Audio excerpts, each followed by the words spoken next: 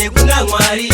Ungwarire kudyiwa mari shamwari. Ndinozviketa ndakambopinda murudo ndikatambisirwa nguva nemoyo imomo. Waisandida waingoda mari, nguva waisandipa waingoda mbiri. Ndovaketa ndoundu hwavo, ndoundu hwavo, ndavatadza ndoundu hwavo, ndoundu hwavo, ndovaziva ndoundu hwavo, ndoundu hwavo, ndavatadza ndoundu hwavo, ndoundu hwavo. Ndakamapinda magepi kaya kubva kudhara, ndakazopepuka kumba wechema nenzara. Ndaisatsurika ndichizvita ndakangwara, handina godo pati ndangoti ndimbokutsiura.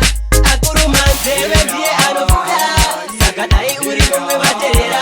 Pataizviita taizvitika, asi ndipo patakaperera. Ndovaketa ndoundu hwavo, ndangoti ndikutipire ndoundu hwavo, ndavatadza ndoundu hwavo, usaite nharo ndoundu hwavo, ndovaziva ndoundu hwavo, ndakabva ndeka ndoundu hwavo, ndavatadza ndoundu hwavo, vakajaidzwa ndoundu hwavo. Vanokuda kana mugomwe mako mune mari, vonyepedzera kunge gudu shamwari. Havakude avabve kuna Mwari.